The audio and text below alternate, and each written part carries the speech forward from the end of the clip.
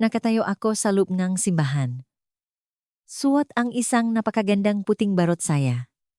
At makahawak kamay kaming lalaking akala ko ay mahal na mahal ko. Si Lorenzo Salvador ang asawa ko. Napakagwapo niya, matangkat at seng isang malaking real estate company. At higit sa lahat, sabi niya mahal niya ako. Sa loob ng 2 taon, naniwala akong buo sa lahat ng sinabi niya. Habang naglilibot kami sa mga bisita para magpasalamat, panay ang ngiti namin pro sa kaibuturan ng puso ko, may kakaiba akong nararamdaman. Para bang hindi ako comfortable. Siguro dahil sa tingin na gabianan kong si Alt Salvador. Habang nagaganap ang kasal, panay ang titik niya sa akin na parang talim nagakutsilyo. Bawat galaw at nitiyo, binabantayan niya. Ngumingiti siya, pero hindi umaabot sa kanyang mga mata ang ngiti. Sinubukan kong alisin sa isip ko ang kaba. Baka sadyang ganun lang siya, o ganyan talaga ang mabiyanan. Pagkatapos ni kasal, umuwi kami sa aming mansyon sa Ayala Alabang. Ito na ang magiging bago naming tahanan. Ito ang aming honeymoon night. Napuno ng bulaklak at kandila ang buong kwarto. Ang ganda ng ambiyanse. Lalo na nang inabutan ako ni Lorenzo ng baso ng red wine. Kitang-kita ko sa mga mata niya ang pagmamahal. Inumin mo ito in my love. Para sa ating dalawa. Para sa isang bagong simula. Ngumiti ako at inilapit sa labi ko ang baso. Pero bago pa ako makainom, biglang pumasok si Lola Rosaria, ang aming kasambahay na matagal na, nag-alaga sa akin mula pa noong bata ako. Sinama ko siya sa bahay para may kasama ako. Pagdating niya sa harap ko, bigla siyang natumba at bumaksak ang lahat ng prutas na dala niya. Natapon din ang wine sa kamay ko. Bumagsak sa puting karpet ang pulang wine na parang sariwang dugo. Sorry po, Sir Ma'am. Tanda na po kasi ako kaya medyo lampa na. Nagmamadaling nagsorry si Lola Rosaria at naglinis. Kinunutan lang nun ni Lorenzo ang nun niya at sinabi, okay lang po. Huwag kayong mag-alala.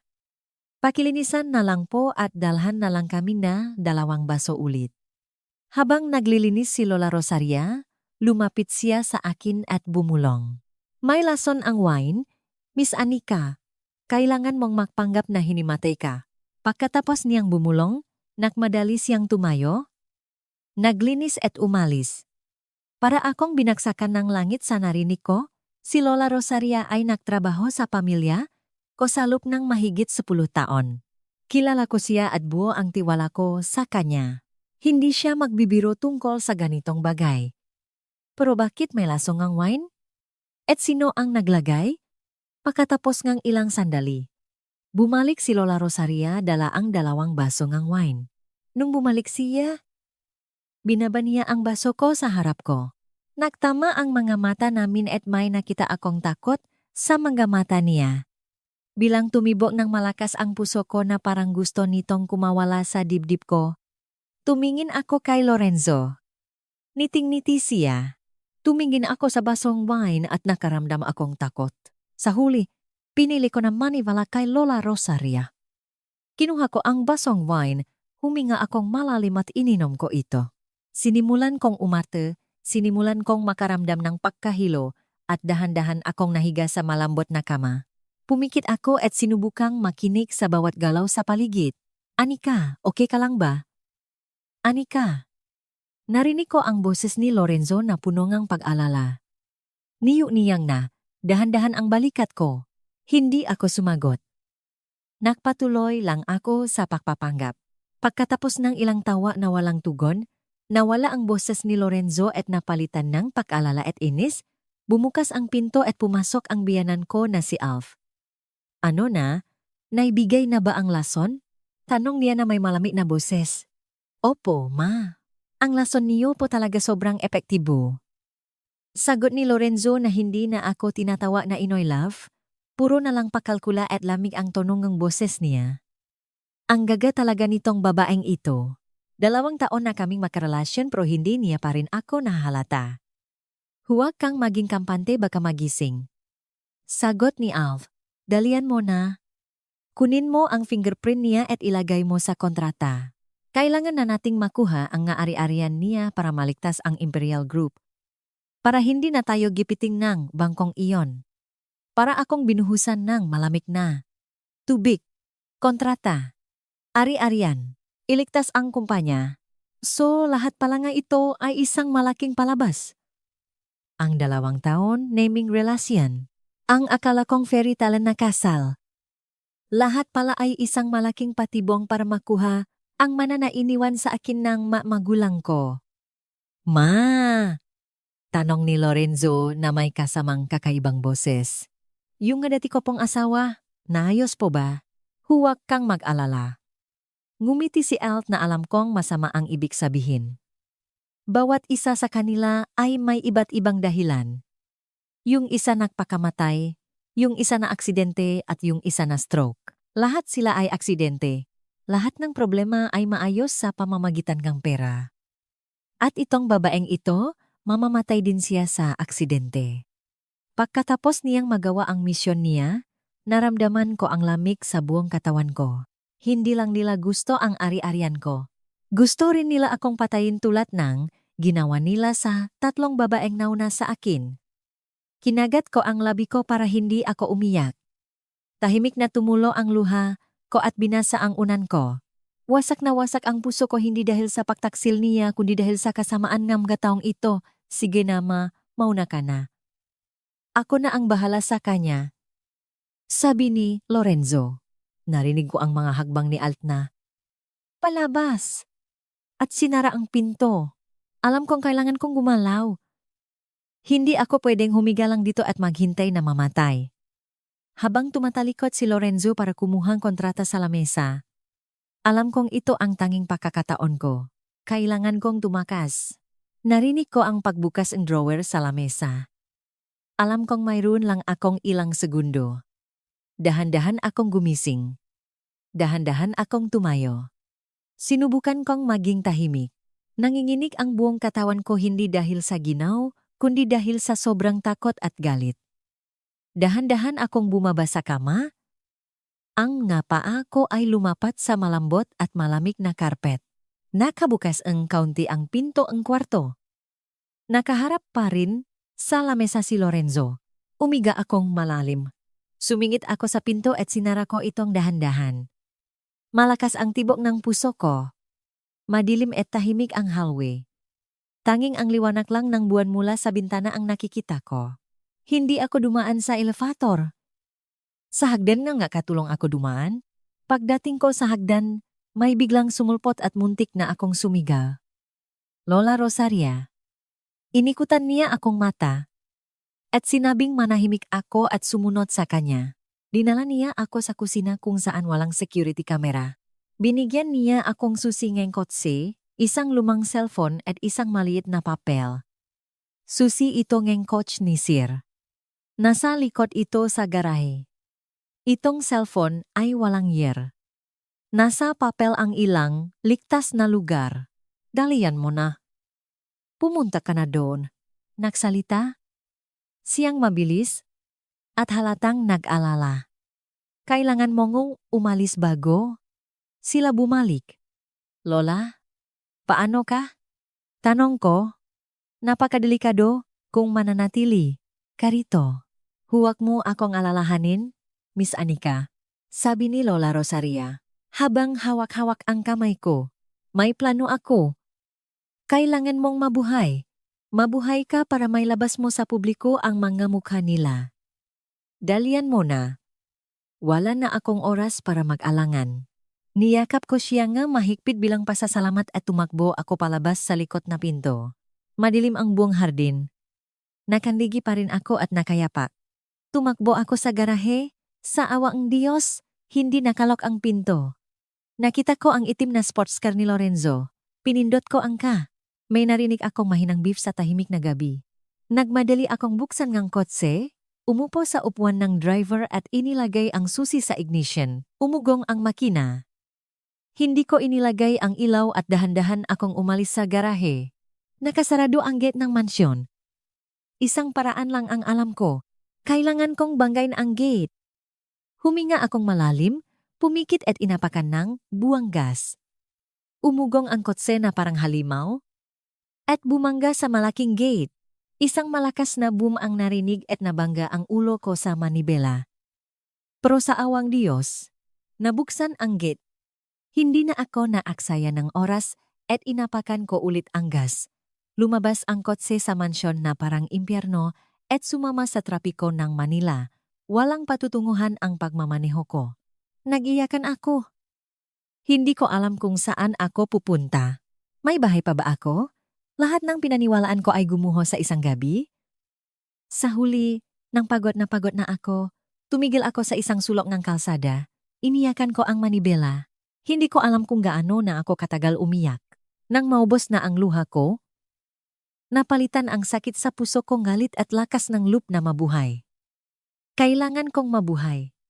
Hindi ako pwedeng mamatay ganito. Kailangan kong mabuhay para makakuha nga hustisya para sa sarili ko at sa tatlong babaeng iyon. Tumingin ako sa gas at nasa pula na ito. Kailangan kong maglagay ng gas at maghanap ng ligtas na lugar. Tiningnan ko ang papel na binigay ni Lola Rosaria.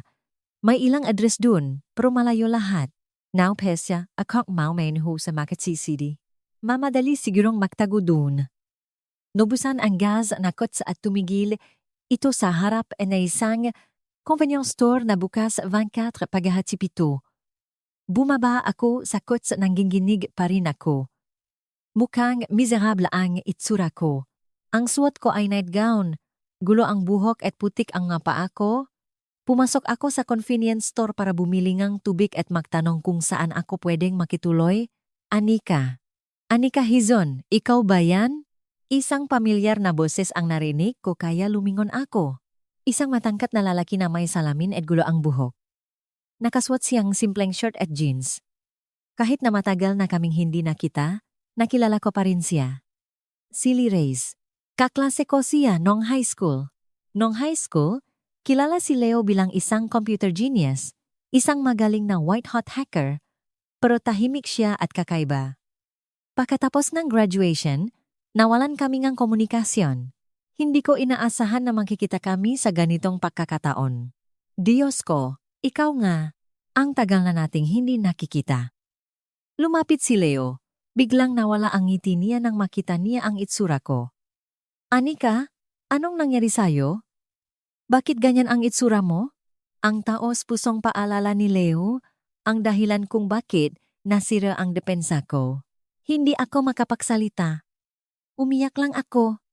Tingin si Leo sa paligid at dinala ako sa isang sulok. Hindi maganda rito. Malapit lang ang bahay ko. Gusto mo bang pumunta doon? Mas ligtas doon kaysa rito. Nakalangan ako. Pagkatapos ng nangyari, hindi na ako naititiwala sa kahit sino. Pero sa mga mata ni Leo, wala akong nakitang panlilin lang. At sa oras na ito, wala talaga akong ibang mapuntahan. Napasuko ako. Tumangho ako na mahina. Hindi na nakatanong si Leo. Tinulungan niya akong itulak ang kotse sa kalapit na parking lot at dinala niya ako sa lumang apartment niya. Hindi malaki ang apartment at medyo magulo pero malinis at comfortable. Sige, gamitin mo ang banyo. May mga tuwalya at malinis na damit doon. Huwag kang gimagatubiling gamitin ang gayong. Sabi ni Leo at pumunta sa kusina para ipagitimpla ako ang gingerchi. Sinunod ko ang sinabi niya. Nakatulong sa aking ang gimaligaw na tubigi para kumauma. Paglabas ko ng banyo na suot ang malaking damit ni Leo. Nasa mesa na ang taa. Umupo ako. Nyakap ko ang baso ng saa para magpainit. Ngayon, pwede mo na bang sabihin sa akin kung anong nangyari? Umupo si Leo sa harap ko at nagsalitang mahinahon. Anong nangyari sa iyo? Huminga akong malalim at sinimulan kong sabihin ang nangyari. Sinabi ko ang lahat mula sa babala ni Lola Rosaria hanggang sa plano ng pamilya, Salvador hanggang sa pagtakas ko. Umiyak ako habang nagsasalita. Tahimik na nakinig si Leo at hindi ako inistorbo. Ang mga mata niya, sa likod ng salamin ay naging seryoso at malamig. Nang matapos ang kwento ko, tumahimik ang kwarto. Tanging ang higbi ko lang ang maririnig at ang tunog ng ulan sa labas.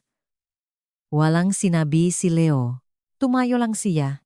Kinuha ang first aid kit at inilapat sa mga sugat sa paa ko. Ang pagiging maalalahanin niya ay nakatulong sa akin para maibsan ang sakit. Salamat Leo, bulong ko. Wala yun? Sagot niya at umupo sa upuan. Ang kwento mo ay parang isang pelikula. Sana nga isa lang itong bangungot, sabi ko. Tahimik na nag-isip si Leo at tumingin sa akin na may seryosong ekspresyon. Anika, naniniwala ako sa'yo at tutulungan kita. Bakit? Tanong ko. Makaklase lang tayo nung high school. Bakit ka makikisali sa ganito kadelikadong bagay?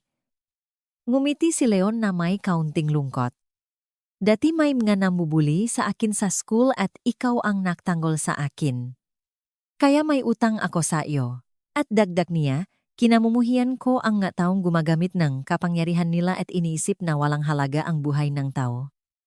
Hindi ko ito kayang palampasin. Nang marinig ko ang nga salita ni Leo, nakaramdam ako ang init sa puso ko. Sa unang pagkakataon, pagkatapos ng bangungot, naramdaman ko na hindi na ako nag-iisa. Ano ang gagawin natin ngayon? Tanong ko.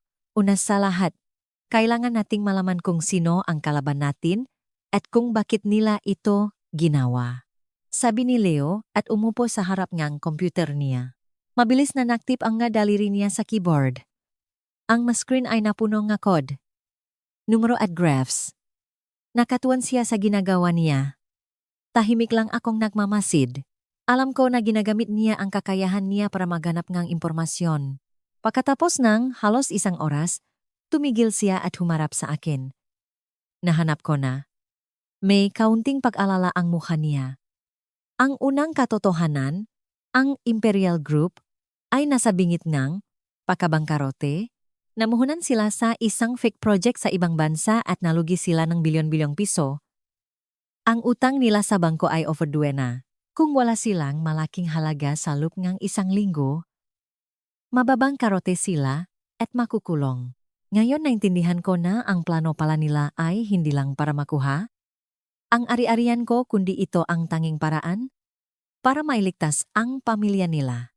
Handang-handa sila na gawin ang lahat pati na ang pagpatay para lang maabot ang pangarap nila. Kailangan nating pumunta sa pulisya. Sabi ko, hindi pa pwede. Yumiling si Leo. Wala tayong ebidensya. Ang salita mo ay salita mo lang. Sa kapangyarihan at perang pamilya Salvador, madali nilang mababago ang kwento. Gagawa silang kwento na ikaw ay may sakit sa pag-isip para masira ang reputasyon nila. Tama si Leo.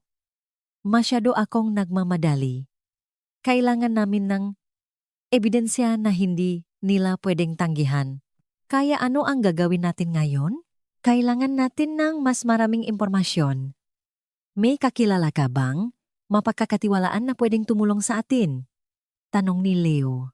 Si Isabela agad na naisip ko. Si Isabela ang best friend ko nung college. Isang investigative journalist sa isang malaking newspaper. Matalino siya at matulungin.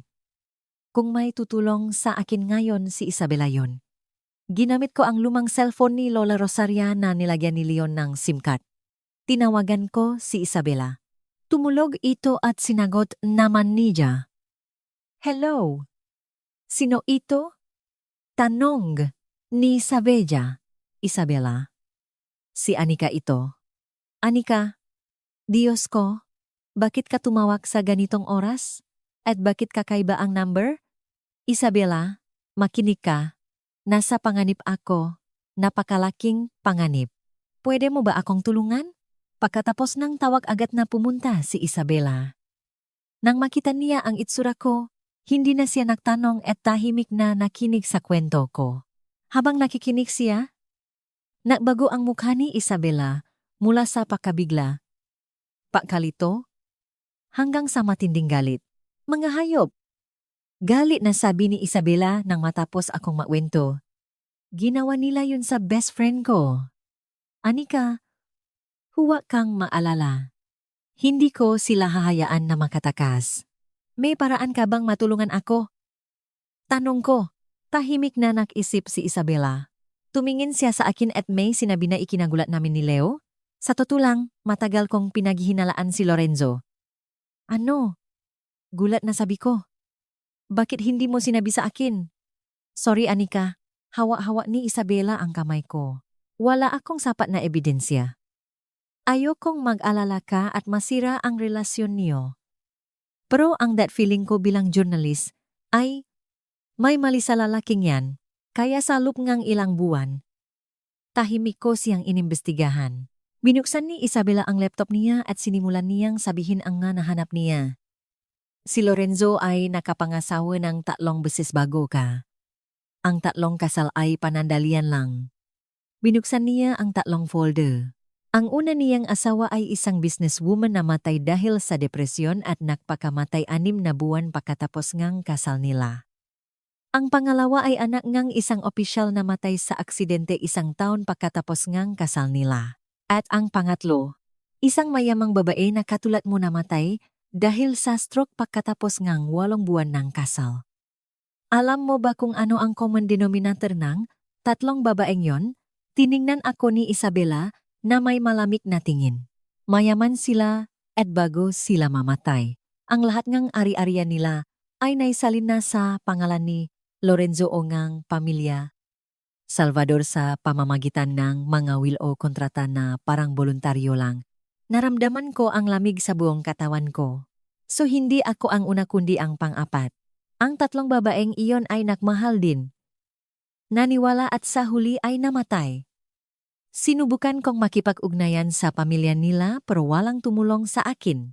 Masyado silang nasasaktan o kaya naman ay binayaran ng pamilya Salvador. Sabi ni Isabela na may counting kawalan ng pag-asa. Biglang tumulok ang cellphone ni Leo. Nag-online din siya. Naku, sabi ni Leo.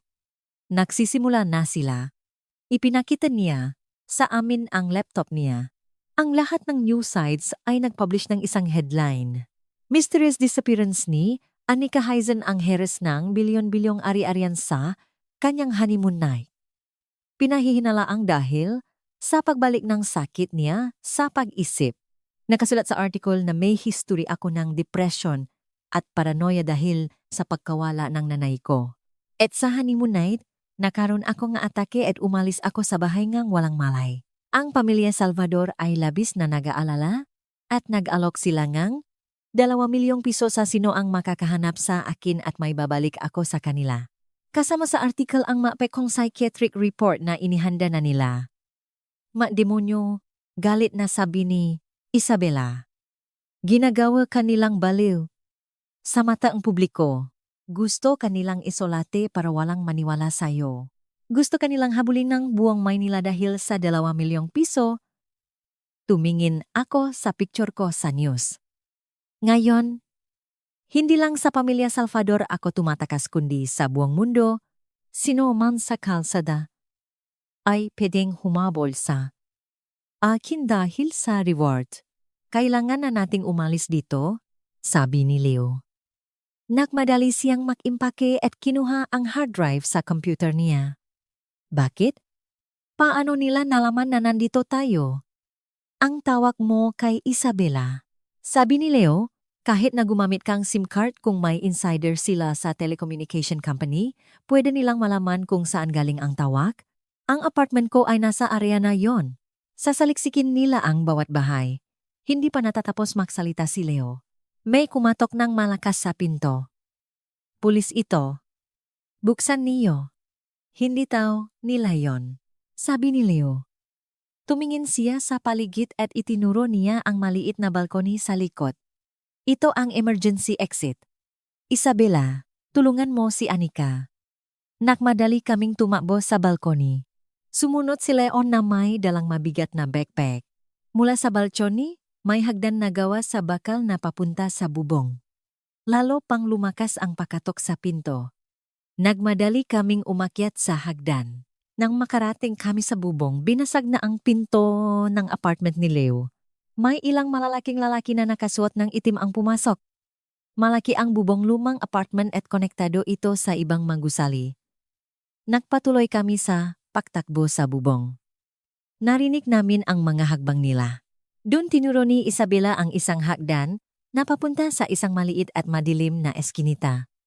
Tumakbo kami pababa sa hagdan. Pagdating namin sa dulo nga eskinita, may nakaparadang itim na kotse. Bumukas ang pinto. Sumakay na kayo? Isang matandang lalaki kasamahan ni Isabela. Nagmadali kaming sumakay sa kotse. Umugong ang kotse at umalis. Pero naabutan kami nga lalaking yon. Sumakay din sila sa isa pang kotse at hinabol kami. Naging exciting ang pahabol sa mga kalsada ng Maynila sa gabi. Panay ang pag-iwas ng kotse namin sa masasakyan. Pero nakasunod pa rin sila. Ilang beses nilang sinubukang bangayin ang kotse namin. Mabilis ang tibok ng puso ko. Sa Divisoria, sigaw ni Leo. Maraming maliliit at magagandang kalsada doon. Madali tayong makatakas. Ang kasamahan ni Isabela ay isang mahusay na driver. Umiko siya at pumasok sa Chinatown na may makalsadang parang Mazda. Pagkatapos ng ilang sandali, nakatakas kami sa pahabol sa amin. Uminto ang kotse sa isang liblibin na lugar. Inabutan kami nga, kasamahan ni Isabela nga isang grupo ngang susi. Susi ito ngang isang lumang apartment ng pamilya ko sa Tagaytay. Ligtas doon. Maari kayong magtago doon. Isabela, kailangan mong bumalik sa opisina para gumawa ng alibi. Huwag mong hayaang maginala sila. Napasalamat kami sa kanya. Napaalam si Isabela sa akin at sinabihan akong mag-ingat. Sumakay kami ni Leo sa ibang taxi patungong Tagaytay. Ang apartment ay nasa isang tahimik na lugar. Maliit ito at luma, pero para sa amin ngayon. Ito ang pinakaligtas na lugar. Hindi ako nakatulog sa gabing iyon. Ang malaalang ang pahabol sa amin. Ang mukha ni Lorenzo at nanay niya ay hindi maalis sa isip ko. Nalaman ko na ang laban na ito ay mas mahirap at mas mapanganib kaysa sa inaakala ko. Ang masumunod na araw sa Tagaytay ay tahimik at punong tensyon. Hindi kami lumalabas. Si Leo ang nag-alaga sa lahat ng kailangan namin. Namimili siya tuwing madaling araw o gabi. Sa tuwing lalabas siya, nagpapalit siya ng damit at itsura para hindi siya makilala. Sa loob ng bahay lang kami, nanonood ng balita at naghahanap ng impormasyon. Patuloy ang balita sa pakawala ko. Ang pamilya Salvador ay patuloy na lumalabas sana nagpapanggap na nag-alala. Naorganisa pa sila ng simbang gabi para sa akin sa simbahan. Nang makita ko ang maaluhan ni Alf malungkot na mukha ni Lorenzo, nasusuka ako. Ang kawalan ng paasa at takot ay halos masira ako. Naalala ko ang mga magulang ko. Kung buhay pa sila, hindi ako magiging ganito. Kinuha ko ang tanging picture kong nanay ko. Isa itong picture niya na nakangiti siya sa Camellia Garden na paborito niya. Hinawakan ko ang mukha niya. May naramdaman akong matigas sa likod ng picture frame. Naging curious ako kaya dahan-dahan kong kinuha ang picture. Sa likod ng picture frame, may maliit na papel na nakatiklop sa apat. Sulat ito ngang nanay ko. Walang masyadong nakasulat. Isang maikling linya lang at isang serye nga numero. Lumang bahay sa Baguio sa ilalim ng lumang puting kamelya. Password. Birthday mo. Mabilis ang tibok ng puso ko. Mensahe itong nanay ko para sa akin. Pero bakit sa lumang bahay sa Baguio? Ang bahay na yon ay iniwan na pagkatapos mamatay ng nanay ko. At ano ang nasa ilalim ng camellia tree? Leo, tingnan mo ito. Ibinigay ko ang papel kay Leo. Tiningnan niya ito ngang maigi. Ito ay isang clue. Baka may itinago ang nanay mo na napakahalaga. Isang bagay na gusto niyang ikaw lang ang makakita. Kailangan nating pumunta doon? Sabi ko, kahit na hindi ko alam kung ano ito, may good feeling ako na napakahalaga nito at baka ito ang susi para malutas ang lahat. Napakadelikado, Anika. Naalang sabi ni Leo. Ang pag-alis sa Maynila ngayon ay parang nagpapatiwakal. Sigurado akong may nagbabantay sa lahat ng kalsada. Pero hindi tayo pwedeng manatili dito. Ito ang tanging pagkakataon natin. Sabi ko. Sinabi ng good feeling ko. Nang makita niya ang determinasyon sa mata ko, hindi na siya tumuto. Nagsimula siyang gumawang ng plano. Nagpasya kaming gumamit ng motor para madaling gumalaw sa maliliit na kalsada. Mahirap ang biyahe papuntang Baguio.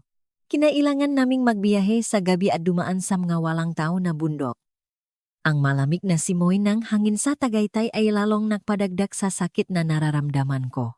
Pagkatapos inang isang araw at isang gabi na biyahe, nakarating kami sa lumang bahay. Ang lumang bahay ay nasa isang burol at napapalibutan itong isang abandonadong hardin na punong damo. Pero nandun pa rin ang lumang puting camellia tree sa sulok ng hardin. Hinukay namin ang lupa at may nakita kaming maliit na kahon na gawa sa bakal. Ginamit ko ang birthday ko bilang password. Sa loob may lumang leader journal na nakabalot sa velvet cloth. Nanginginig akong binuksan ang journal. Maganda pa rin ang sulat kamay ng nanay ko. Nagsimula akong magbasa. Ang unang pahina ay tungkol sa masayang pagmamahalan ng mga magulang ko at sa pagsilang ko. Pero habang nagpapatuloy ang journal, naging mas malungkot ang kwento. Isinulat ng nanay ko ang tungkol sa tatay ni Lorenzo si Emwe Salvador. Kung paano siya sinundan ng bali.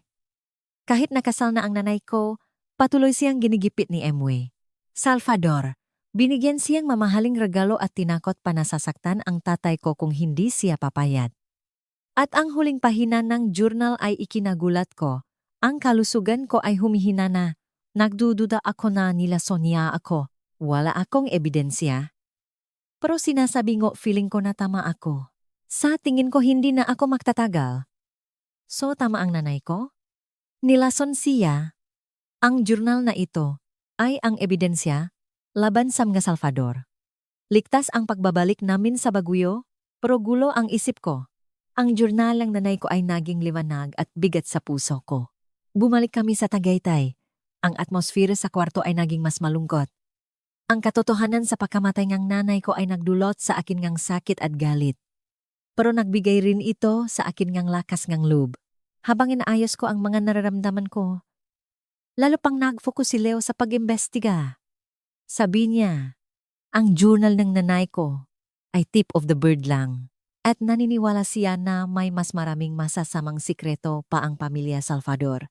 Sa gabi habang natutulog ako, nakikita ko ang kulay as na liwanag mula sa laptop ni Leo. Siya ay parang isang night all tahimik na naghahanap nga cracks sa padangang pamilya Salvador. Isang gabi habang nakaupo ako sa kama at nakatingin sa labas, tinawag ako ni Leo. Anika, tingnan mo ito. Lumapit ako sa maliit na lamesa. Sa screen ng computer, may lumang newspaper article na kinuha mula sa archive. Ang headline ay malaking sunog sa Salvador Textile Factory. Maraming namatay at nasugatan. Ang artikle, 20 taon nang nakalipas. Ito ang isa sa mga unang negosyo, NG Pamilya. Salvador bago sila lumipad sa real estate. Paliwanag ni Leo habang tinuturo ang screen. Ang sunog ay sinabi na dahil sa electrical short circuit isang aksidente. Binayaran ng kumpanya ang pamilya ng biktima at nalimutan na ang kaso. Ano ang koneksyon nito? Tanong ko. Tignan mo ang listahan ng namatay. Pinalaki ni Leo ang isang bahagi ng article. Naramdaman ko ang sakit sa puso ko nang mabasa ko ang isang pangalan. Ramon Pascual, 45 factory supervisor. Ramon Pascal, ang pangalang ito. Sinubukan kong alalahanin. Ang asawa ni Lola Rosaria. Sabi ni Leo, nahanap ko ang lumang marriage certificate niya. Ang asawa niya ay isa sa mga biktima ng sunog na iyon. Nalamig ang buong katawan ko. Isa pang katotohanan ang lumabas. Ang asawa ni Lola Rosaria ay namatay sa factory ng pamilya Salvador. Pero sa loob ng maraming taon, nagtrabaho pa rin siya sa pamilya ko at sumunod pa sa pamilya Salvador. Bakit? Hindi ko iniisip na isang aksidente ito. Sabi ni Leo, may matalim na kislap sa mga mata niya. Pumasok ako sa insurance company. Ang Salvador Textile Factory ay bumili ng isang malaking fire insurance 3 buwan bago ang sunog. Pagkatapos ng aksidente, nakakuha sila ng malaking halaga. Dahil sa pera na yon, nakakuha sila ng puhunan para lumipat sa real estate at naging matabumpay. Ibig sabihin, sinadeya nila ang sunog. Gulat na tanong ko. Malamang, Sinakripisyo nila ang buhay ng mga manggagawa kasama na ang asawa ni Lola Rosaria para makuha ang insurance money. Ngayon, naintindihan ko na. Naintindihan ko ang lahat. Nagtrabaho si Lola Rosaria sa pamilya ko na may koneksyon sa pamilya Salvador para mapuntahan niya ang kalaban niya. Nagtago siya sa loob ng 10 taon. Tahimik na naghihintay ng pagkakataon. At ang pagdating ko, ang kasal ko kay Lorenzo, iyon ang pagkakataon niya. Hindi lang niya ako sinagip kundi ginagawa niya ang plano niya na paghihiganti sa lupeng 20 taon. Ang galit niya ay malalim. Sa oras na yon, nagvibrate ang lumang cellphone na binigay ni Lola Rosaria sa akin. Isang text message. Walang number, isang maikling linya lang. Mamayang hating gabi sa basement ng Ayala Alabang. Dalhin ang cellphone. Nakatinginan kami ni Leo. Wala kaming masabi. Text ito ni Lola Rosaria. Sa mismong pugat pa siya nakipagkita. Ito ay isang patibong. Sabi ni Leo. Baka natakpuan siya at pinilit siyang magpadala ng mensahe. O kaya hindi, sabi ko. Sabi niya, magdadala siya ng ebidensya. Baka ito ang tanging pagkakataon natin. Ang Baguio trip ay pwedeng maghintay. Pero kung palalampasin natin ito, wala ngang pangalawang pagkakataon. Pero kung patibong ito, mamamatay tayo. Nagalang tumingin sa akin si Leo. Tiningnan ko ang screen ng cellphone at tumingin sa labas ng bintana. Alam kong sugal ito. Isang sugal na nakataya ang buhay namin ni Leo. Pero kung wala kaming gagawin, hahabulin din kami hanggang mamatay. Mas maganda pa na harapin ang panganib kaysa manatiling takot, pupunta tayo. Sabi ko. Nanginginig ang boses ko pero buo ang loob ko. Pero pupunta tayo sa sarili nating paraan? Ang pagbalik sa Ayala Alabang sa lugar na tinakasan ko ilang araw lang ang nakalipas ay isang baliw na desisyon. Pero wala kaming ibang pagpipilian. Hindi na tumutol si Leo. Sa halip, nagsimula siyang gumawa ng detalyadong plano. Sabi niya, kung nakpasya kang gumasok sa puga ng tigra, kailangan mong maghanda para hindi kakakainin ng tigra. Hating gabi, nasa eskinita kami sa likod ng mansyon. Tahimik ang lugar. Ang mansyon ng pamilya Salvador ay maliwanag pa rin na parang isang natutulo na halimaw. Binigyan ako ni Leon ng isang maliit na listening device at inilagay sa kwelyo ko. Dito lang ako sa lumang delivery trap na yon. Tinuro niya ang isang truk sa sulok. Makinig ako sa lahat at ay monitor ang security camera na nahak ko. Kung mayroong kakaiba, ipapaalam ko sa at tatawag akong pulis. Mag-ingat ka. Ikaw rin. Huminga akong malalim at naglakad ako sa gilid ng pader hanggang sa likod na pinto na sinabi sa akin ni Lola Rosaria. Sa awangang Diyos hindi ito nakalok, pumasok ako sa hardin. Malakas ang tibok ng puso ko. Bawat kaluskos ng dahon, bawat tunog ng insekto ay nakpapagulat sa akin. Ang daan sa basement ay nasa likod ng kusina. Gumawangang tunog ang mabigat na, bakal na pinto ng itulak ko ito. Isang malamig at malikabok na hangin ang sumalubong sa akin. Madilim sa loob. Kinailangan kong gamitin ang ilaw ng lumang cellphone ko para makita ang daan. Malaki ang basement, puno ng lumang kahon, sirang gamit at iba pang bagay. Parang isang mas. Sinunod ko ang direksyon sa text message papunta. Sa lumang wine cellar. Mababa ang temperatura dun. Pumasok ako sa loob pero wala dun si Lola Rosaria. Ang nakita ko ay mangarak na gawa sa kahoy at daan-daang mamahaling boteng wine. Nakaramdam ako ang masamang pakiramdam. Biglang may tunog na click at naksara ang pinto. Biglang bumukas ang mga ilaw kaya kinailangan kong pumikit. Si Alfea ang biyanan ko ay nandun. Hindi lang siya ang nandun. Kasama niya, si Lorenzo at dalawang malaking bodyguard. Ang mukha niya ay walang bahit ng kabaitan. Tanging kasamaan at tagumpay lang ang makikita. Hello my dear daughter-in-law. Alam kong babalik ka. Mumiti siya ng nakakakilabot. Ito pala ay isang patibong. Napakainos ko. Nasaan si Lola Rosaria? Tanong ko. Ang matandang katulong na yon? Nakibit balikat si Alf. Nasa isang ligtas na lugar siya. Sumunod siya sa akin pagkatapos ng kaunting pagpapahirap. Tiningnan ko si Lorenzo. Nakatayo lang siya doon. Walang emosyon. Ang nga mata niya ay tumingin sa akin na parang hindi niya ako kilala. Sumakit ang puso ko hindi dahil sa pagmamahal kundi dahil sa pandaraya. Ano ang gusto ninyo? Tanong ko. Gusto ko ang dapat ay ibinigay mo na sa akin noon pa. Lumapit sa akin si Alf. Pumirma ka rito. Ibinato niya ang mga dokumento at isang balpen sa isang kahon na gawa sa kahoy. Ito pa rin ang kontrata ngang paglilipat ng ari-arian. Kasabay nun, dinala ngang 2 bodyguard si Lola Rosaria. Gulo ang buho niya. Gusot ang damit at may mangga pa sa samuhan niya. Pero nang makita niya ako, natakot at nagsisisi siya. Anika, patawarin mo ako. Umiyak si Jay. Hindi ka may kasalanan, Lola. Sabi ko habang nakatingin sa kanya, ang may kasalanan ay ang hayop na ito. Sino ang tinatawag mong hayop? Sigaw ni Altia at sinampal ako. Naging matatag ako at tumayo. Tumingin ako sa mga mata niya ng walang takot. Hindi ako pipirma. Tignan natin kung gaano kakatigas ang ulo. Sabi niya at sinanyasan ang nga bodyguard. Bugbugin niyo ang matandang iyon. Hanggang sa pumirma ang babaeng ito. Dinalangang 2 bodyguard si Lola Rosaria sa gitna ng kwarto. Sinimulan nilang saktan siya. Narinig ko ang tunog ng sinturon. Narinig ko ang ngasigaw ni Lola Rosaria. Kinagat ko ang labi ko hanggang sa dumugo. Hindi ko na kaya. Tigil. Pipirma ako. Sigaw ko.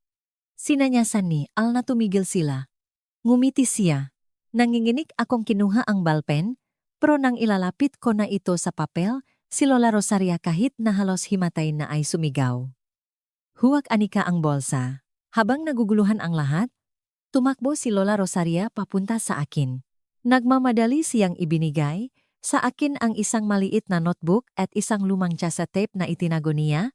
Takbo, sigaw niya. Napakabilis ang nangyari. Tumakbo si Lorenzo at ang mga bodyguard. Isang gulo ang nangyari. Habang nakakagulo, may maliit na picture na nahulog mula sa bulsa ni Lola Rosaria. Bumaba ako para kunin ito. Nanigas akong makita ko ito. Ito ay isang lumang picture ni Lola Rosaria na nakangiti siya. At sa tabi niya, isang batang babae na may 2 tirintas at malaking itim na mata. Ang batang babae na yon ay hindi pwedeng makamali. Siya si Isabela. Ang best friend ko. Nang makilala ko si Isabela sa picture, parang gumulo ang buong mundo ko. Lahat ng mapiraso ay nagdikit at naging isang nakakatakot na larawan. Si Lola Rosaria ay nanay ni Isabela. Naklapit sa akin si Isabela at naking best friend ko. Lahat ng ito ay parte ng isang plano. Pero anong plano? Paghihiganti o ginagamit lang nila ako tulad ng pamilya Salvador. Libo-libong tanong ang nasa isip ko. Ang gulo sa basement ay ang tanging pagkakataon ko para tumakas. Habang kinontrol ng mabodyguard si Lola Rosaria, hinawakan kong mahigpit ang notebook, chasset at ang picture. Tumakbo ako papunta sa pinto. Huliin siya. Narinig ko ang sigaw ni Alf. Ginamit ko ang lakas ko para itulak ang mabigat na bakal na pinto at tumakbo ako palabas. Ang nga ilaw sa hardin ay tumama sa mukha ko. Hindi ako dumaan sa harap na gate kundi tumakbo ako sa pader. Sa awa ng Diyos sa isang sulok ng hardin may tambak ng lumang, paso na sapat na matataas para akyatin ko. Hindi ako naalinlangan at ibinato ko ang notebook at kaset sa kabila, kinagat ko ang labi ko at umakyat. Nasabit ang damit ko sa matalim na bakod at napunit ito. Nakaroon ako ng mahabang hiwa sa binti. Dumugo ito, pero hindi ko naramdaman ang sakit. Ang takot ay mas matindi kaysa sa sakit. Tumalon ako sa eskinita. Dahil sa hindi ako nakalapak ng mayos, napilayan ako at masakit. Sinubukan kong tumayo. Pilay-pilay ako.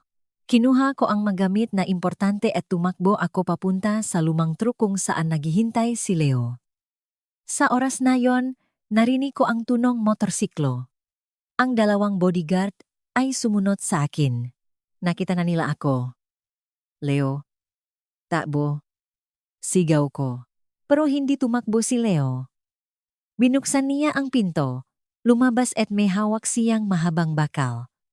Nang lumapit ang dalawang motorsiklo, biglang lumabas si Leo at pinalo ang bakal sa gulong ng motorsiklo sa harap.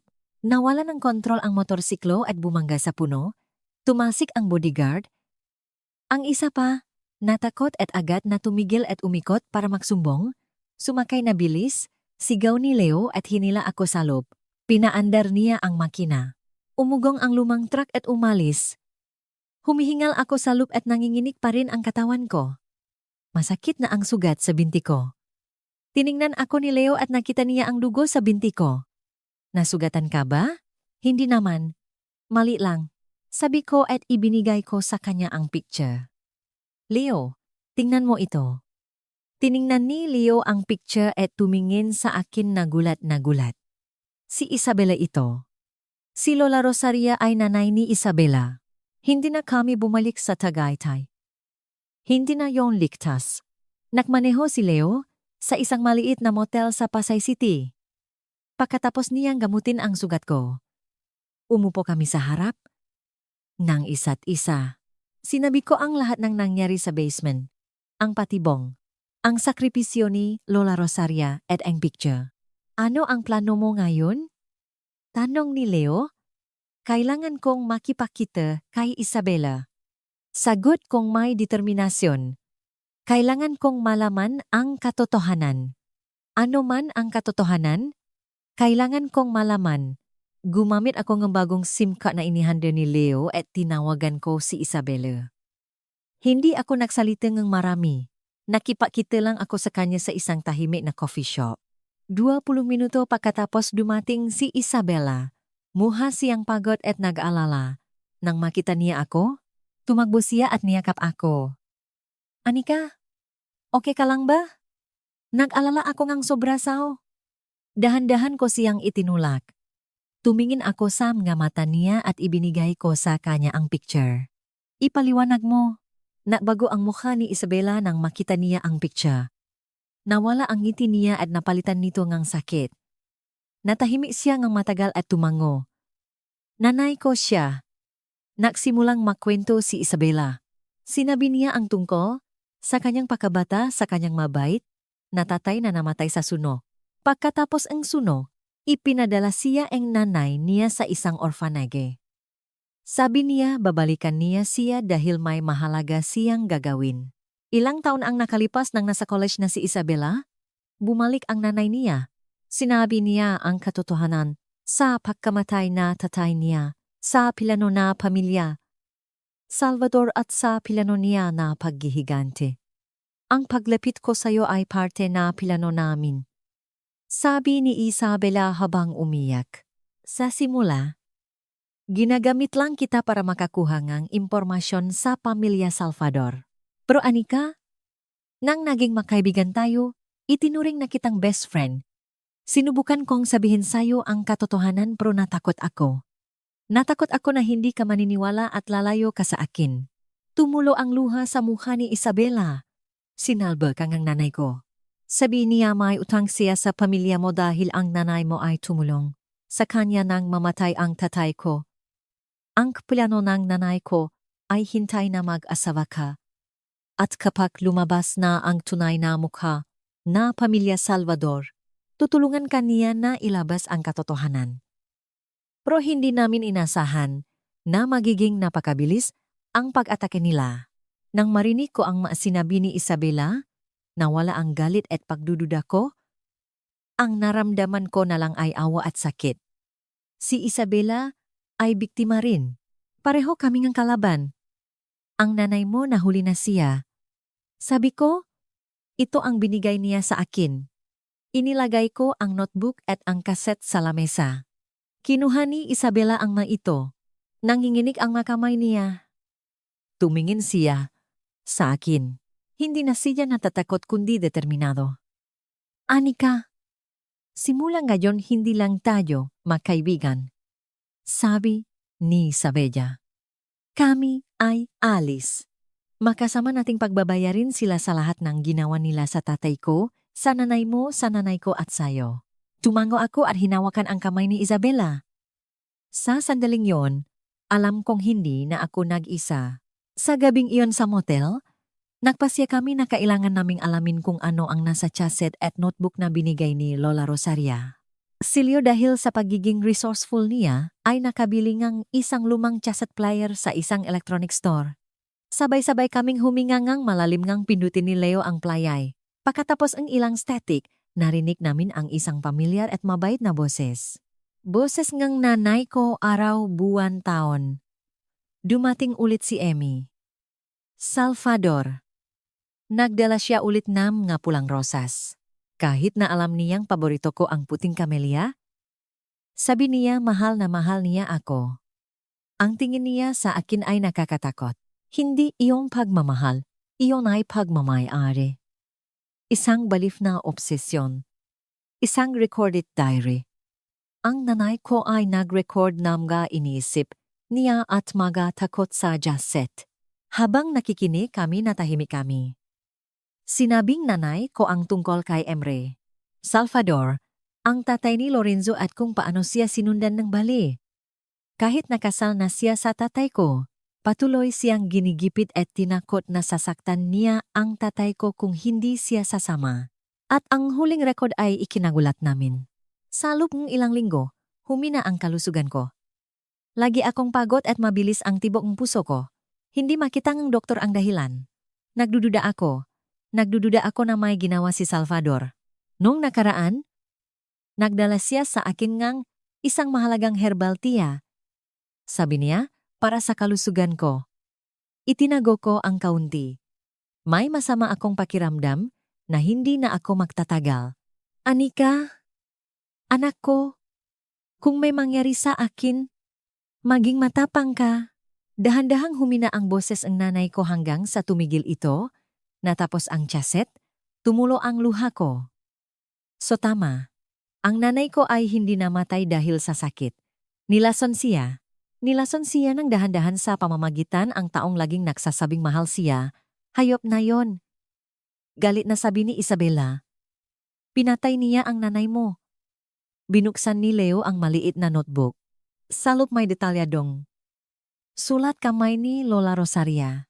Nagsulat siyang bawat araw, bawat oras, at bawat halaga ngang suhol na ginamit ngang pamilya Salvador para itago ang mga krimen nila. Mula sa suno sa factory, 20 taon na ang nakalipas hanggang sa pagsuhol sa mga opisyal para pakin ang mga dokumento sa pagkamatay ng 3 asawa ni Lorenzo.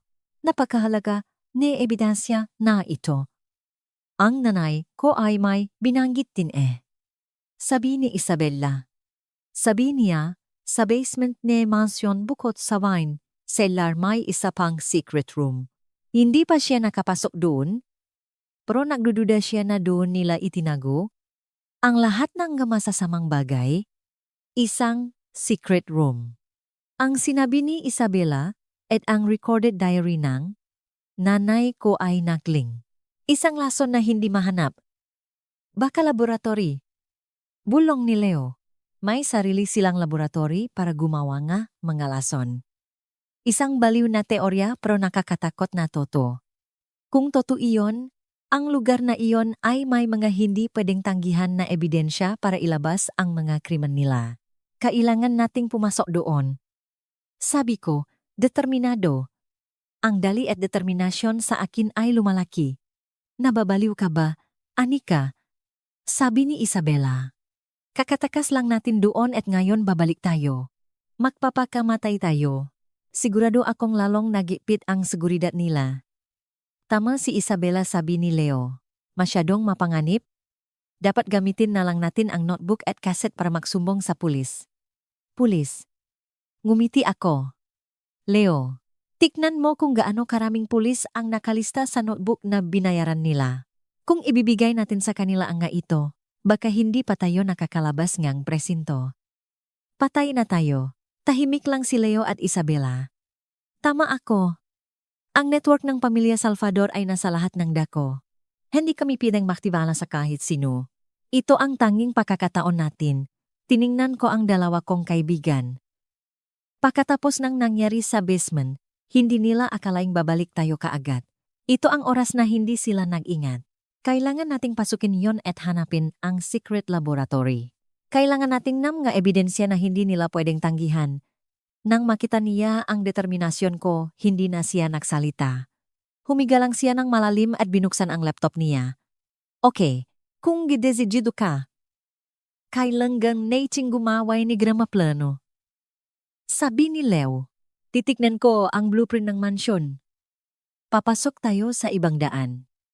Isang pangalawang plano mas mapanganib kaysa sa una ay nabuo. Alam namin na kung maging fail kami sa pagkakataong ito. Walang ang pangalawang pagkakataon. Ang gabi ay ang pinakamabuting kakampi namin. Ang plano ni Leo ay napakadelikado. Nahanap niya sa lumang blueprint ng mansyon ang isang malaking drain pipe na nasa ilalim ng hardin at may pinto sa ilalim ng basement. Matagal ngang iniwan ang daan na ito at natatakpan ng damo. Iyon ang tanging daan para makapaso. Ngang hindi nalalaman ngang security system. Naghintay kami hanggang 2 oras. Yes, ang oras na kahit ang pinaka-alertong bodyguard ay napapagod, si Isabela ay nanatili sa kotse bilang lookout. Ako at si Leo na nakasuot ng itim ay dahan-dahang binuksan ang mabigat na takip ng kanal.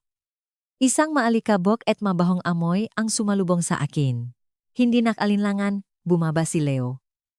Sumunod ako, madilim sa loob ng pie.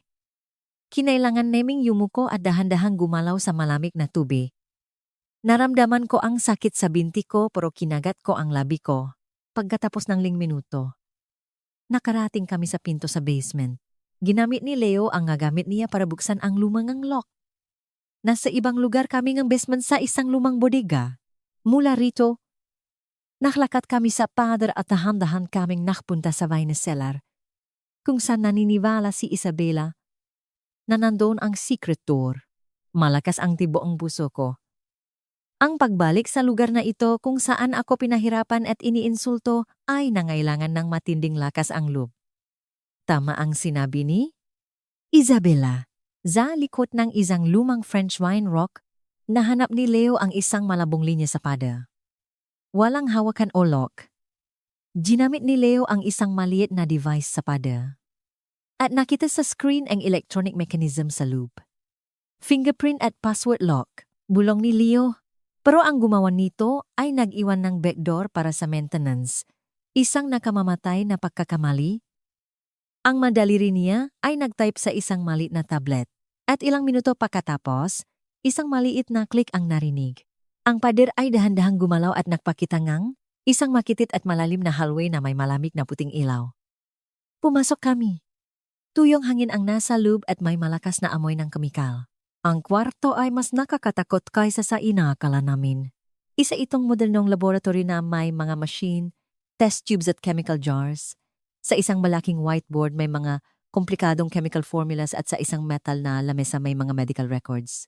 Nanginginig, akong lumapit. Ang record sa taas ay may pangalan ng nanay ko, Elena Hizon. Sa ilalim ang mga pangalan ng 3 asawa ni Lorenzo. At pagkatapos nakita ko ang pangalan ko, Anika Hizon at pati na rin ang pangalan ni Isabela. Sa bawat pangalan may code. Ang nanay ko ayat ato. Face isa experiment. Ang akin at kay Isabela ayat at lumpot piti. Plan. Sila ay mga demonyo na nagpapanggap na tao. Tinuring nila ang buhay ng tao na walang halaga. Naging test subject kami sa nakamamatay na laso nila. Ang dali ay umapaw sa akin. Kinuha ko ang cellphone ko at nagsimula akong magpicture ng lahat ng ebidensya. Pero sa oras na yon, isang malakas na alarm ang tumunog sa buong basement. Isang red laser ang tumawid sa kwarto. Silent alarm. Nahuli na tayo, sigaw ni Leo. Nagmadali siyang kinuha ang magamit niya. Dito. Hinila niya ako palabas na, laboratory pro huli na ang lahat. Nang makalabas kami sa wine cellar, nandun na si Lorenzo at si Ala kasama ang mga bodyguard. Alam kong babalik kayo. Sabi ni Lorenzo, ang mata niya ay nag-apoy sa galit. Ngayon hindi kayo makakatakas. Mga demonyo galit na sabi ni Alf. Isang matinding labanan ang nangyari. Kahit napayat si Leo, mabilis siya at matapang. Naibaba niya ang dalawang bodyguard pero tumakbo si Lorenzo sa akin dahil sa takot kinuha ko ang isang mabigat na boteng wine at pinalo sa ulo niya. Natumba siya. Nang makita ito ni Alt sinugot ako. Para siyang baliw na babay. Ang matutulis niyang kuko ay nagdulot ng sugat sa braso ko. Tinulak ko siya. Nawalan siya ng balanse na tumba at bumagsak ang ulo sa isang bato. Nawalan siya ng malay. Nanay, galit na sigaw ni Lorenzo. Dahil sa gulo, hinila ako ni Leo palabas. Tumakbo kami sa basement at tumawid sa hardin. Ang alarm sa mansyon ay tumunok ng malakas. Umakyat ulit kami sa pader at tumakbo papunta sa kotse na naghihintay sa amin si Isabela. Umalis na ang kotse pero isang itim no ang lumabas din. Hinabol nila kami. Pinindot ni Isabela ang gas. Lumilipat ang kotse namin sa kalsada sa gabi pero mas malakas ang ngaye. Patuloy itong lumalapit. Sinusubukang banggain ang kotse namin. Mag-ingat ka sigaw kong makita kong bumilis ang AU at lumapit sa amin. Ang driver ay si Lorenzo. Tiningnan niya kami sa salamin at nakangiti siya. Pinalo niya ang manibela. Isang malakas nagboom ang narinig. Ang kotse namin ay tumalsik sa gilid. Ang ulo ko ay tumama sa kotse. Gumulo ang lahat. Ang huling nakita ko ay si Leo na nakatumba sa manibela at may dugo sa nun niya.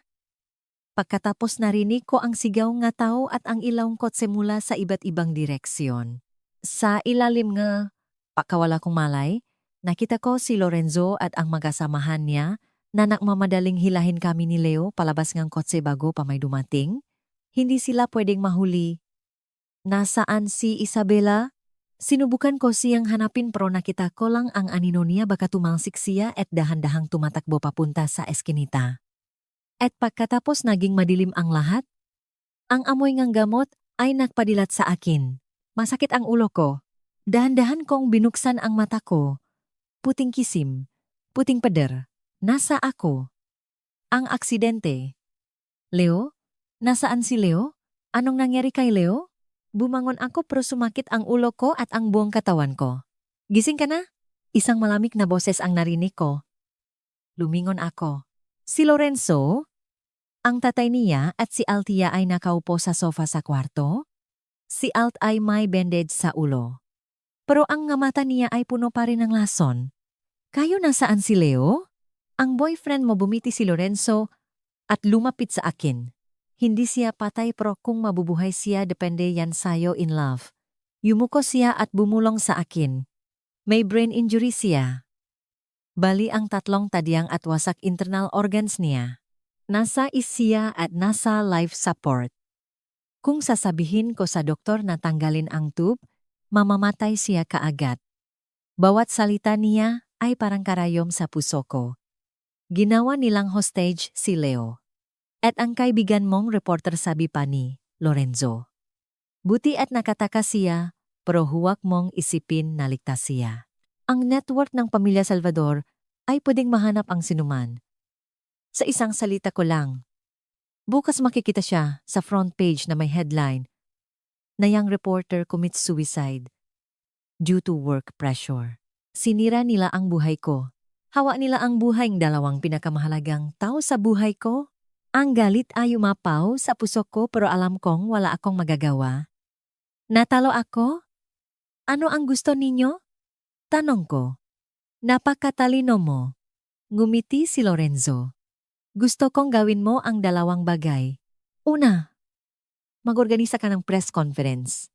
Magsorry sa pamilya ko at sabihin mo sa lahat na dahil sa pagkamatay ng nanay mo, nagkaroon kang ang paranoia na ang lahat ng akusasyon mo ay imbento at ikaw ang may kasalanan sa aksidente. Gusto niyang sirain ko ang sarili kong dignidad at integridad. Pangalawa, sabi pa niya, pagkatapos ng press conference, babalik ka sa mansyon at magiging maayos na asawa. Siyempre ang lahat ng ari-arian mo ay may lilipat sa akin bilang asawa at legal guardian ng isang baliw na katulad mo. Isang matinding pek-insulto pero sa walang emosyon na mukha nila, alam kong gagawin nila ang sinasabi nila. Hindi ko pwedeng hayaang mamatay si Leo at si Isabela. Tumulo ang luha ko. Pumikit ako at tumango. Sige. Pumapayak ako. 2 araw, pagkatapos, Nag-organisa sila ng press conference sa lobby ng ospital. Daan-daan reporter, kamera at photographer ang nasa harap ko. Nasa wheelchair ako. Naka-ospital na damit at walang emosyon ang mukha ko. Si Lorenzo ay nasa tabi ko. Nagpapanggap na isang mapagmahal at nag-aalang asawa. Binasa ko ang bawat salita sa speech. Nag-sorry ako. Inamin ko na may paranoia ako. Sinabi ko ang tungkol sa malungkot kong pagkabata. Ang bawat kasinungalingan na lumalabas sa bibig ko ay parang kutsilyo na humihiwa sa dila ko. Nakita ko si Isabela sa gitnang reporter. Tiningnan niya ako. Ang mata niya ay puno ng sakit at pakalito. Umiling ako. Sinanyasan ko siya na huwag gumawa ng kahit anong bagay. Pagkatapos ang press conference, dinala akong yasawa ko sa mansyon sa Ayala Alabang. Bumalik ako sa impyerno. Pero ngayon hindi ako isang bride kundi isang hostage, isang bilanggo. Nagsimula akong umarte bilang isang masunurin at tahimik na asawa, isang walang malay na baliyo. Pero sa loob ko, alam kong hindi ito ang katapusan. Ito ay simula palang isang bagong laban. Isang laban na kailangan kong labanan ng mag-isa mula sa loob ng teritoryo ng kalaban. Ang buhay ko sa mansyon ay parang isang select movie. Ako ang main actress, nagpapanggap na isang baliw na asawa, masunurin at tahimik. Ang audience ay ang pamilya Salvador na laging nakatingin sa akin. Araw-araw, uminom akong gamot na binibigay ni Alta, sabi niyang para sa nervous breakdown. Siyempre hindi ko ito niluluno.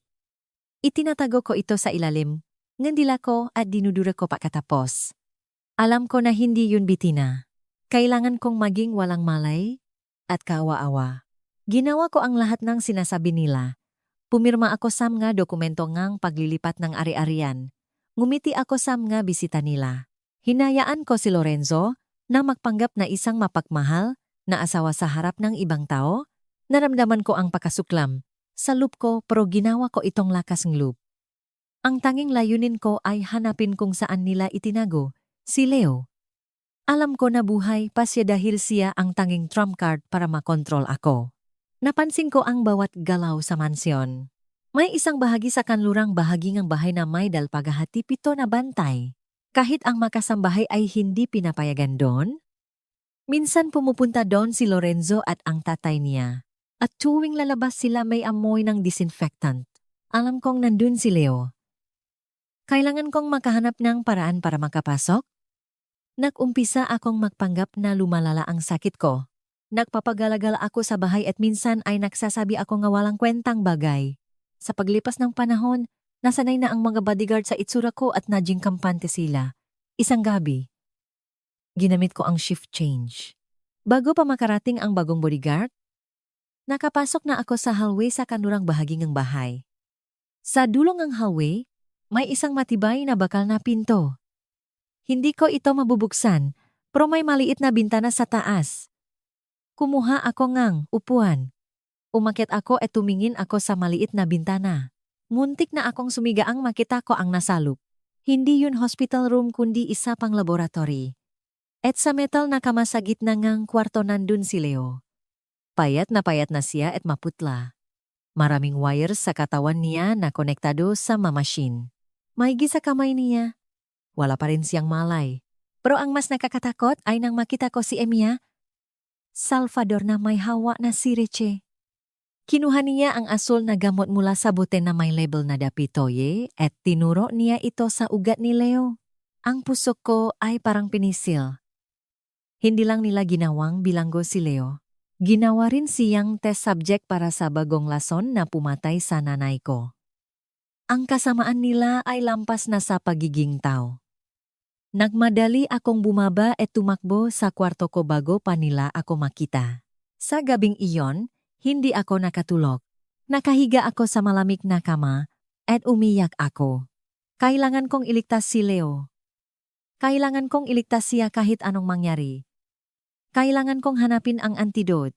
Nagsimula akong mahanap sa bahay lalo na sa office ni Emer Salvador at sa kwarto ni Alta. Kailangan kong hanapin ang formula o kahit anong clue bago pahuli ang lahat. Ang laban ko ngayon ay hindi lang pahihiganti kundi ang pagsagip sa buhay na laking dinala ko sa impyerno. Pagkatapos ng ilang araw, isang balita ang nagdulot ng gulo sa mansyon. Pumasok si Lorenzo sa kwarto ko at inihagis ang isang newspaper sa kama. Ang mukha niya ay puno ng kalupitan. Tignan mo, ang matapat mong kasambahay ay nagpakamatay. Nanginginig akong kinuha ang newspaper at isang malaking headline ang nakita ko. Babaeng suspek sa kasongeng, kidnapping at pangingikil nagpakamatay sa kulungan. Ang article ay nagsasabi na si Lola Rosaria pagkatapos ng ilang araw na hindi nagsasalita ay ginamit ang basa na plato para hiwain ang pulso niya. Nanginginig ang buong katawan ko. Patay na si Lola Rosaria. Ang matapang na babaeng iyon na nagisip ngang paghiganti sa lupong 20 taon ay namatay ganito. Tumulo ang luha ko. Umiyak ako hindi lang dahil sa awa kundi dahil sa kawalan ng pag-asa. Ginawa niya yon para protektahan ang isang bagay. Protektahan si Isabela, ang anak niya at siguro ang mga sikreto na hawa niya. Ang pagkamatay ni Lola Rosaria ay nadulot ng gulo. Kailangan ng pamilya Salvador na makipausap sa mga abogado at pulis para ayusin ang problema. Nahajing kampante ang mga bantay at iyon ang pakakataon ko. Tama ang hinala ko. Isang huling clue mula kay Lola Rosaria ang dumating. Isang bagong kasambahay ang inarkila para sa umalis. Mukhang mahiyain at lampa ang babay. Isang araw habang naglilinis siya sa kwarto ko, nang walang nakatingin, nagmamadali siyang ibinigay sa akin ang isang maliit na papel. Ipinabibigay ito ni Miss Isabella. Gulong niya at umalis. Naghintay ako hanggang gabing matulog na ang lahat para basahin ang papel. Nakasulat dito sa binang nanay ko sa opisina ni Enrique Salvador. Sa ilalim ng bronze eagle statue ay mayroong ipis. Ipis paulit-ulit kong binasa. Kailangan kong maintindihan ang mensahe. Ito ay isang code. Alam ni Lola Rosaria na hindi na siya magtatagal kaya sinubukan niyang magpadala ng mensahe kay Isabela. At sinubukan ni Isabela na ibigay sa akin. Ipis. Discreet hard drive na nakadikit sa ilalim ng estatwa. Isang pag-asa ang sumilay. Kailangan kong pumasok sa opisina ni Eng Salvador. Ang kwarto ay laging nakalok pero sa gulo ngayon alam kong makakamali sila. At dumating ang pagkakataon. Sa gabing iyon, kailangan ng buong pamilya Salvador na dumalo sa isang mahalagang party para panatilihin ang imahe ng pamilya. Ako lang at ilang bodyguard ang nasa bahay. Nagpatuloy ako sa pagpapanggap na baliw. Nagpapagalagala sa mansyon.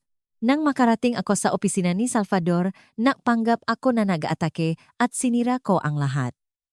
Nahirapan ang mga bodyguard na kontrolin ako. Sa gulo, nagawa kong kuhanin ang ngasusi na naiwan ng isang bodyguard sa lamesa. Pagkatapos akong turukan ng tranquilizer na pinalitan kong tubig, binalik nila ako sa kwarto. Nahintay ako hanggang sa bumalik ang katahimikan sa gabi. Dahan-dahan akong lumabas sa kwarto at pumunta sa opisina. Nanginginig ang kamay ko habang sinusubukan ko ang masusi.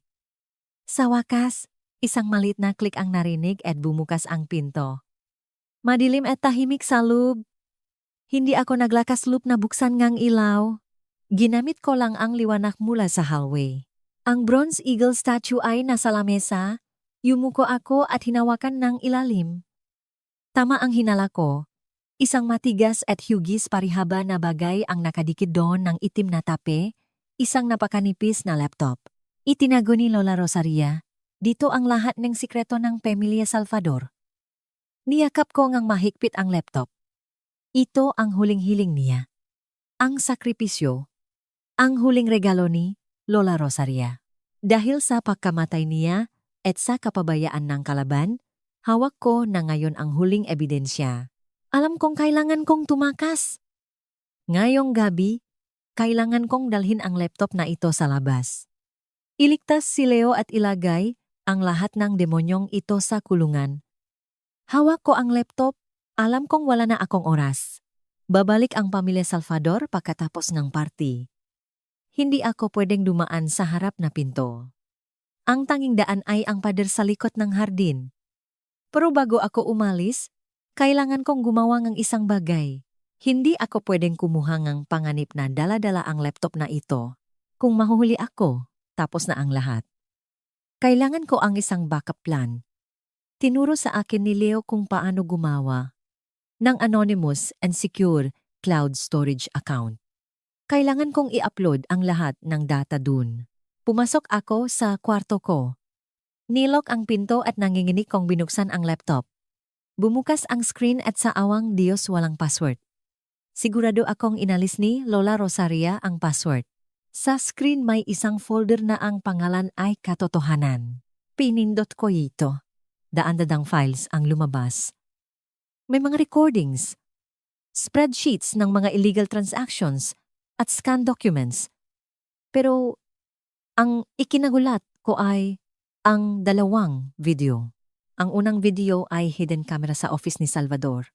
Medyo nanginginig ang video pero malinaw ang tunog.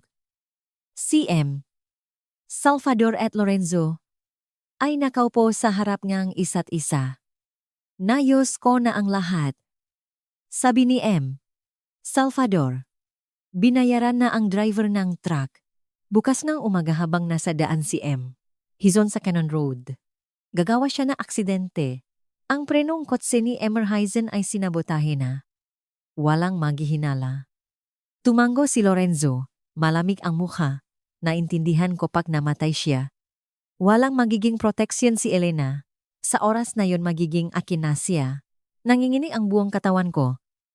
So ang pagkamatay ng tatay ko ay hindi aksidente. Ito ay isang planadong pagpatay. Pinatay nila ang tatay ko dahil sa baliw na obsesyon ni Emer. Salvador sa nanay ko. Kinagat ko ang labi ko at binuksan ko ang pangalawang video. Ang video ay galing sa secret laboratory. Si Alfea na nakasuot ng white love coat ay naghahalo ng chemical. Nagsasalita siya na parang naglilihim sa sarili niya. Lagyan ng 5 ng oleander extract. Ang elito ay mabagal na makakaroon ng epekto, nagiging sanhin ng heart failure at hindi mahahanap. Ang babaeng iyon, si Elena Hizon kailangan niyang mamatay ng masakit dahil inagaw niya sa akin ang mahal ko. Sinara ko ang laptop. Masakit ang dibdib ko na parang may tumutusok. Ang katotohanan ay mas malupit kaysa sa inaakala ko. Konektado ko ang laptop sa internet at sinimulan kong i-upload ang folder na katotohanan sa hidden storage account. Dahan-dahang gumalaw ang manumero. Zalabos. Narinig ko ang tunog ng kotse. Dumating na sila. Ang puso ko ay parang gustong lumabas sa dibdib ko. Kailangan kong gumawang gulo. Tumingin ako sa paligid ng kwarto. Nakita ko ang lumang fan na paborito ni Alt. Hindi ako nag-alinlangan at ibinato ko ito sa hallway. Isang malakas na tunog ng basa ang narinig. Anong nangyari? Narinig ko ang sigaw ni Lorenzo at ang matunog ng paa na tumatakbo. Madali akong tumingin sa screen. 40%. 100% tapos na ang pag-upload. Mabilis kong inalis ang connection, binura ang history at itinago ang laptop sa ilalim ng kama. Bumukas ang pinto ng kwarto. Pumasok si Lorenzo at ang 2 bodyguard. Nakita niya ako na nakaupo sa sulok. Gulo ang buho. Ano ang trip mo ngayon? Sigaw niya. Wala akong sinabi. Tumawa lang ako. Ang palabas na ito ay kailangan kong tapusin hanggang sa huli. Ginamit ko ang gulo para tumakas. Nagpanggap akong nawalan ng malay. Nang buhatin nila ako at ilagay sa kama. Naghintay ako. Nahintay ako hanggang sa naging kampante na sila. Iniwan lang ang isang bodyguard sa labas ng pinto. Dahan-dahan, akong bumangon at kinuha ang laptop. Hindi ako dumaan sa bintana dahil may rehas. Naalala ko na sa banyo, may lumang air vent na pwedeng pasukan. Pumasok ako doon. Ginamit ko ang lakas ko para buksan ang rehas. Maliit lang ang daan pero sapat na para makapasok ako. Lumabas ako sa bubong ng kusina. Mula doon, bumaba ako sa lupa. Nakalabas na ako. Hindi ako lumingon. Tumakbo akong mabilis. Tumakbo ako sa isang path na sinabi ko kay Isabela. Nandun si Isabela at isang matandang lalaki na nakasuot ng suit. Mukha siyang mapagkakatiwalaan. Siya si Attorney Riz, sabi ni Isabela. Kaibigan siyang isang dating professor ko. Tutulungan niya tayo. Ibinigay ko kay Attorney Riz ang laptop. Humihingal ako. Lahat ng ebidensya ay nasa loob. pati na rin ang data na in-upload ko. At si Leo, nasa kanurang bahagi siya ni Mansion. Ginagamit siyang test subject. Nang masabi ko yun, naubos ang lakas ko. Ang lahat ay naging malabo. Ang kaso ng Pamilya Salvador ay nadulot ng gulat sa publiko dahil sa hindi mapagkakailan na ebidensya mula sa laptop at sa tulong ni Attorney Reyes ng Pulis. Isang warrant ang na-execute.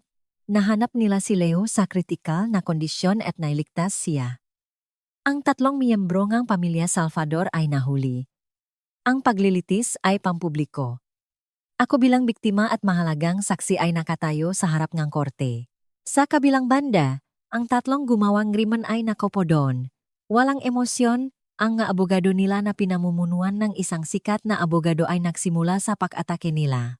Ginamit nila ang psychiatric record ko at ang press conference na pinilit akong gawin.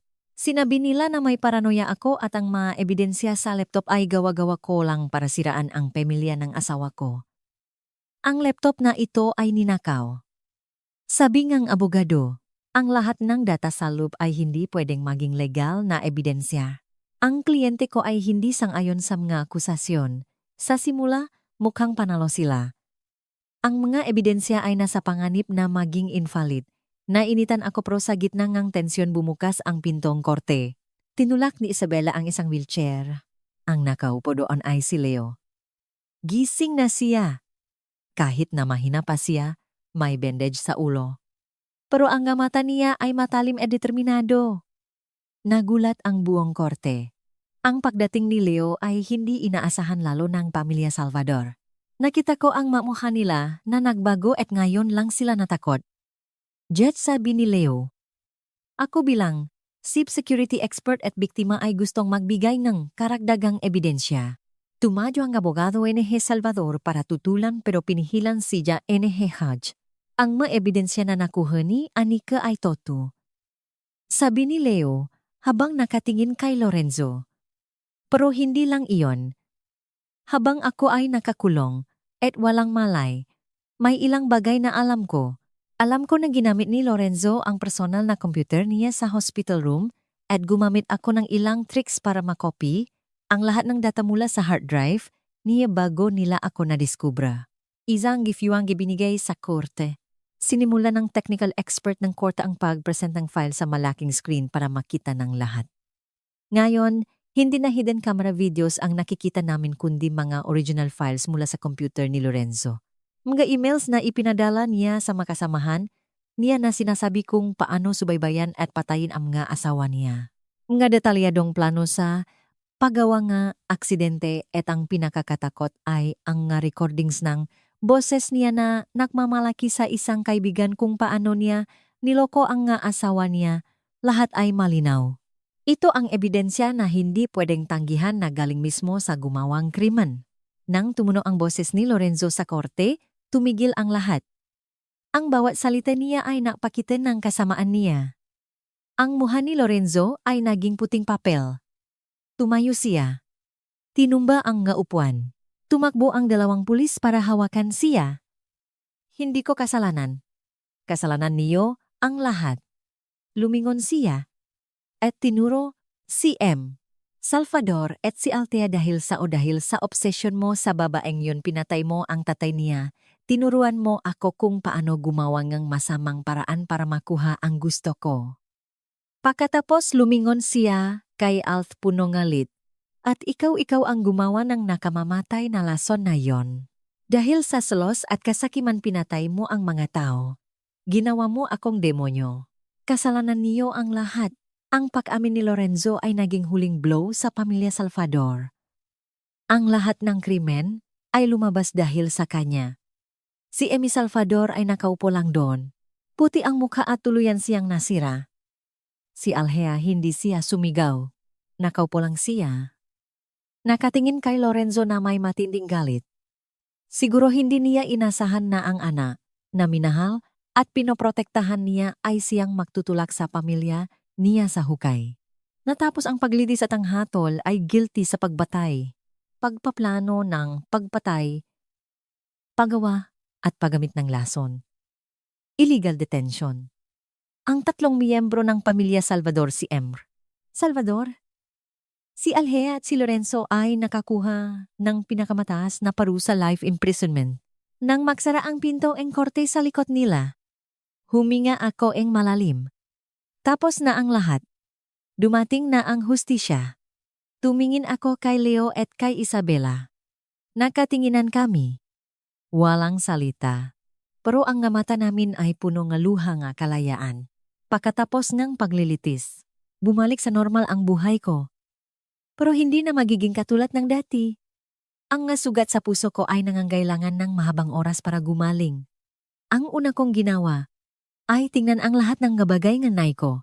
Nang hawakan ko ang journal na nahanap namin sa Baguio, may nahulok na lumang paperclip, may maliit na papel na nakatupi sa loob, malabo ang sulat kamay ng nanay ko. Hindi iyon isang sulat, kundi isang chemical formula. Ang 37 antidote formula na galing sa puting Camilla flower. Tumigil ang tibok ng puso ko.